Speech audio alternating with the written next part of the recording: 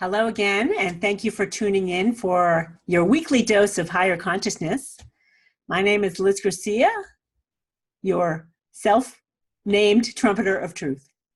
So this podcast is all about me and how I came into my interest in studying consciousness, caring about where truth and power really exist, and why I call myself the Trumpeter of Truth.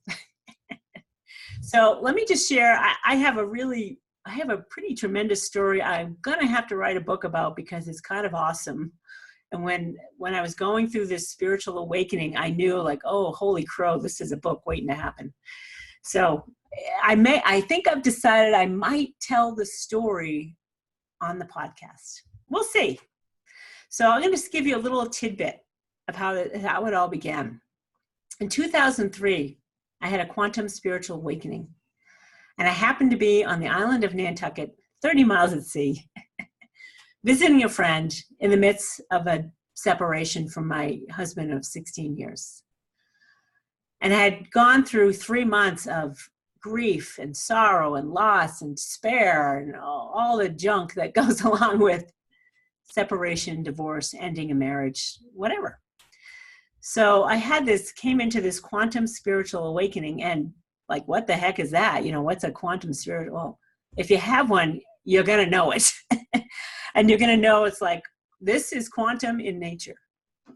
And in fact, Dr. Hawkins, who I'm sharing his teachings throughout all of this podcast, speaks about levels of consciousness that a movement on the map. Most of us we come into this world at a level of consciousness, whatever it may be.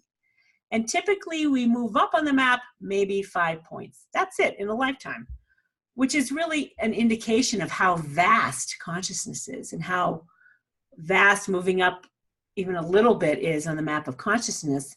And he has found that to move even a half a point on the map of consciousness can be life-changing, which is why all of us can feel enlightened sometime in life and feel like we've made major shifts. When you have, it's just not a quantum shift necessarily. I knew intuitively that I was having a quantum spiritual awakening. And then later, after studying Dr. Hawkins' books and studying the levels of consciousness, I realized I didn't jump only a point on the map. I jumped more like 200 and more on the map at once. And it was overwhelming. And I found myself in the midst of divinity and God-intoxicated ecstasy, beyond joy.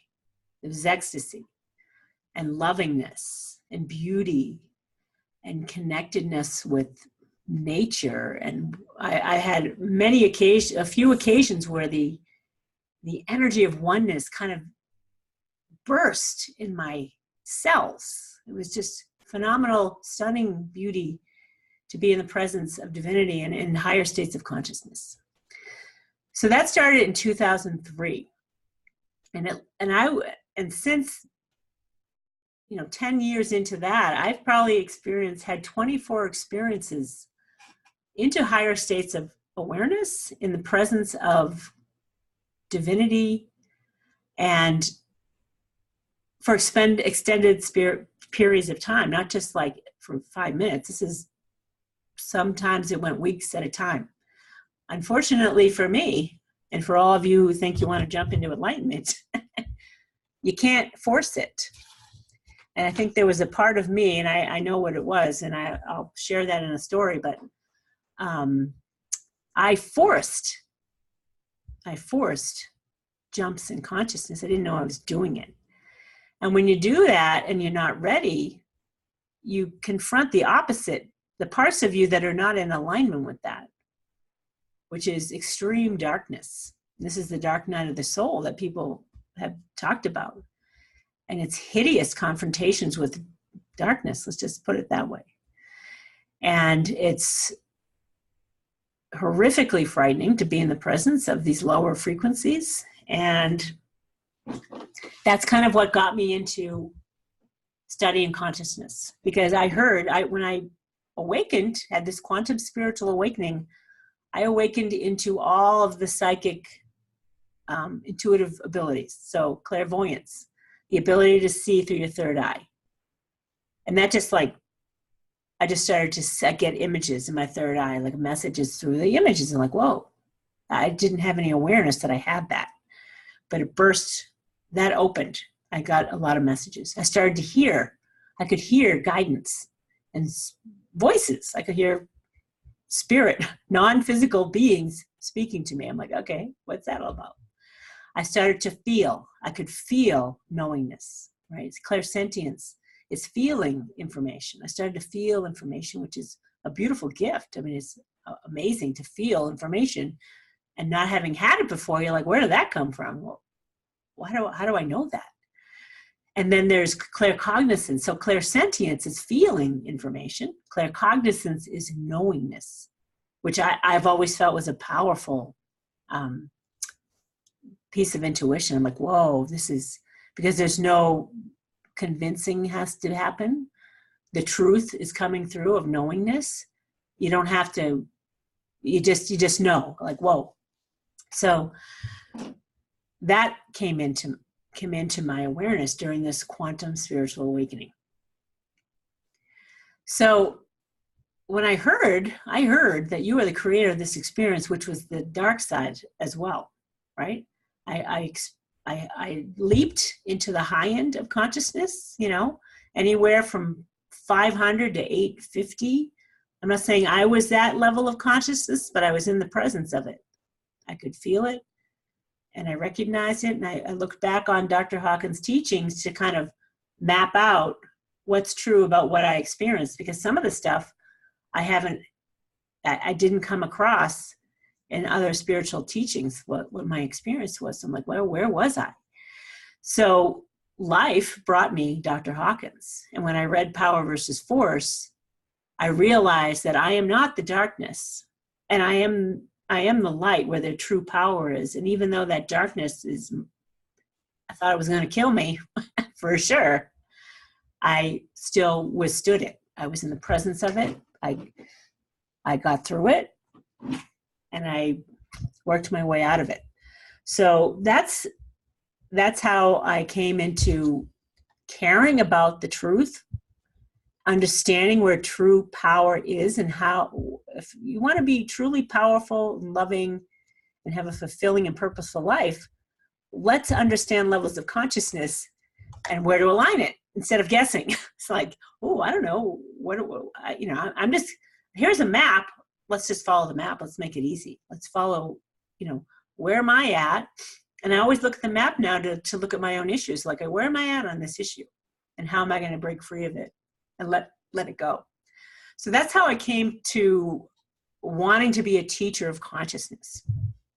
And I had the unique opportunity of jumping into higher levels and the unfortunate swing, but maybe not. I mean, there's always an upside, right? I know that I hold the transcendence of the courage to have withstood the presence of that dark side. I withstood it. I was present there. I didn't go loony, which I've read about, other people going loony, because the energies are horrific. You can go loony in those energies. So I held my own, and I got through it on numerous occasions. And it kept getting worse, which is not ideal. It can't get any worse. Oh yeah, it can get worse. So I think I have an understanding of how to avoid that, how to sidestep that. So it's so funny. Back when I first had the awakening, that first year, anytime I had a thought about something, I would get an answer. And I went to see many spiritual healers and advisors because I knew what I went through was not normal. It was of spirit. I knew that. It was not a psychiatric thing. And all the psychiatric people that, I ended up going into a mental hospital because on Nantucket, they don't know what to do with you when you are having a quantum spiritual awakening, right? It's a different thing. But all of the doctors are like, you're not the typical subject for mental health disorders. And they all recognize that. Even the inmates at the mental health institute that I ended up going to for 3 days, said, "What are you doing here, Liz? You're not this." I'm like, "I know, don't worry, I'm good." But anyway, that's a whole other story, which is an amazing story to be in a mental institution for 3 days in the presence of divinity and grace. So that's how I got into studying consciousness and caring about easing the suffering in life, right? How can you reduce the human suffering?